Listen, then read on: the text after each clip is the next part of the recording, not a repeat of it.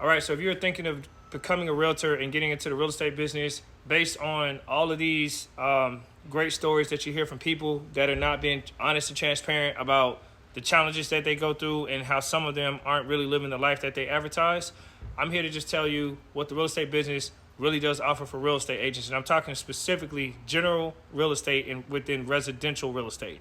There's so much real estate out there. It's not just one type. Everybody's not just the same type of realtor.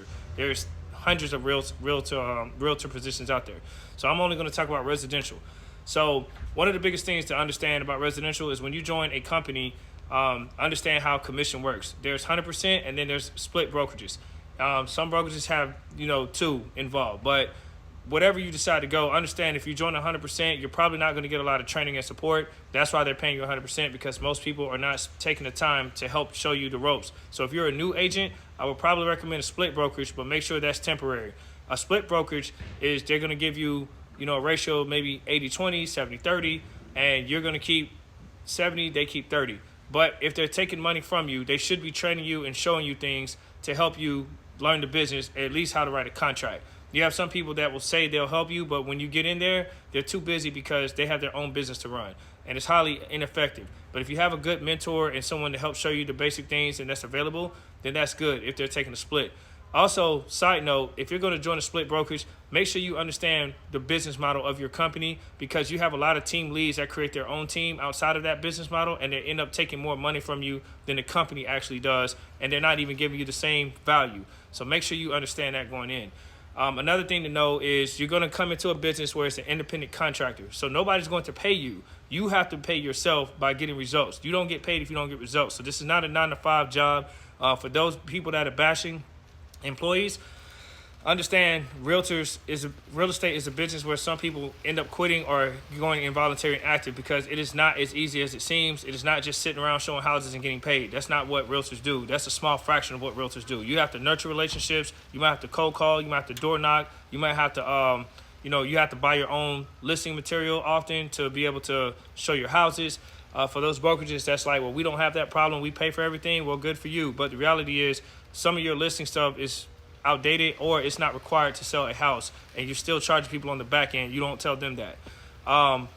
Another thing to look out for is, when you get into this business, unfortunately, you're going to have bad apples in a bunch like everything. But the problem with the real estate is it's hard to hold people accountable, because they don't really have a boss per sense. They have a broker. So as long as they're not doing nothing to violate like the real estate commission rules, like where they're, where it's obvious, like they're stealing escrow deposit money or something crazy, as long as they're not doing nothing like that, they could be rude as hell or unprofessional, and you really don't have anyone to hold them accountable. It's not like a 9-to-5 job where you can go in and email their boss or their boss and chain of command and report them. Here, people can be jerks, and it's kind of little to no accountability. So you're gonna have some realtors who think they're hot shot because they've been in it for 20 years. And my response to them is, you never done a deal with me. I've seen it happen with newer agents that I've trained, and it's unfortunate. I have my newer agents back. I let them know, tell these people you have years experience working with me and my team. So we're not gonna have that problem here. So yeah, guys, in a short summary, I'm not saying this to discourage you. I just want to be honest. Real estate is not a peaches and cream type of business. It's a really hard industry, and if you stay in it, then kudos to you. I've stayed in it. Some people have, but some people didn't. And if they didn't, it doesn't mean that they're not tough or no kudos to them. It just means it wasn't for them in this season. But the people that decide to stay with it, man, hearts out to you, much respect, because it's a tough business that a lot of people just don't stay. But if you preserve, it can be lucrative. It can be rewarding. You do have your flexible schedule for the most part. So that's a pretty good thing about it. But remember, with the flexibility of a schedule comes with the price. If you have too much flexibility, that means you ain't getting a lot of business. If you have a lot of customers, you're going to have a lot of business. You're going to be on their time. You're going to have moments where you're at your kids' games and they call you, and you might have to go show a house and have somebody bring your kids home. So that kind of life, it's not meant for everybody. Some people lead a business because not that they weren't good agents, but they got kids, they got families, and sometimes it can be hard when you have a family because you're putting so much into it. So I would recommend people keep your jobs until you finance your dream. Do not quit your jobs and come in here 100% and you never done this business. It's not something you can just run in and take off for. It's not the norm for most people.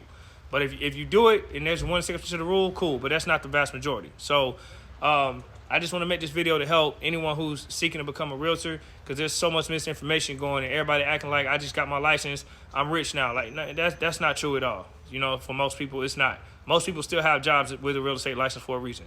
Many blessings.